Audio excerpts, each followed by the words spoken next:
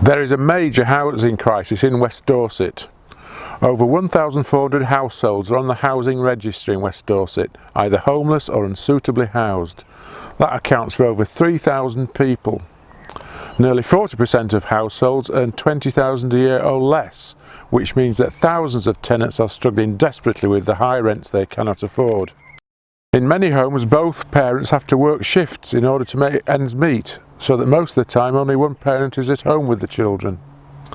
In many households there are 3 generations living under the same roof, and only a quarter of households in West Dorset can afford to buy even a modest terrace house on a mortgage.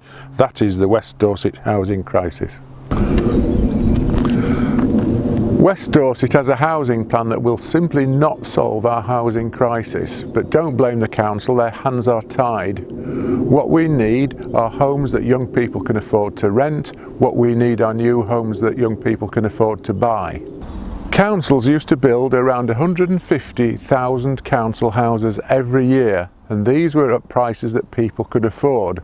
But unfortunately, since the early 1980s, councils have no longer been building social housing. Our local plan requires that 65% of the new homes built are for sale on the open market, and some of the profits on the sales of those homes will go towards subsidising the 35% to make them affordable. Unfortunately, developers can claim that subsidising the 35% makes a whole development unviable, and that's what happened at the prison site in Dorchester, where in the end all of the affordable houses were scrapped. So the council plans to build 8,000 homes which will be for sale on the open market. But who will be buying these homes? Everybody in West Dorset that can afford to buy a home has already got one. These homes will be too expensive for the people in housing need to be able to buy. So who will be buying these new homes? Well, the government projects that 22,000 people will move into West Dorset from other parts of the UK by 2030. And if history is anything to go by, most of these people will be retirees.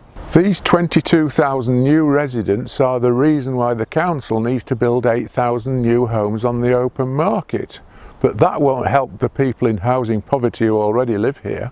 And are these affordable homes really affordable?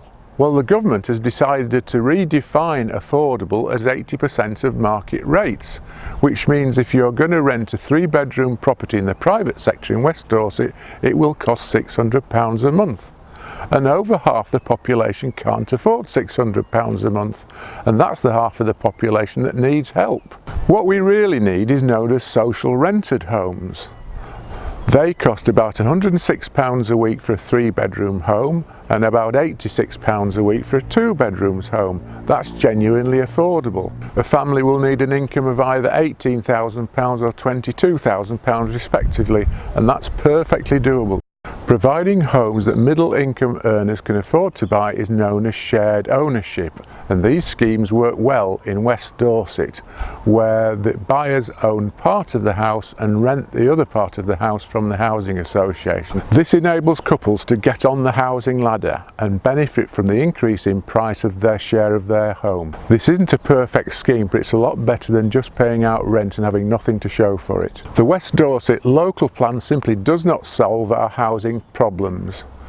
Many of the so-called affordable homes will probably never be built, and anyway the people in housing need can't afford them. The 8,000 new homes that will be built to go on the open market will probably be bought by incoming retirees, and local people who are in housing need can't afford those homes. And the net result of all this? Local young people will continue to be driven out of West Dorset because of high housing costs.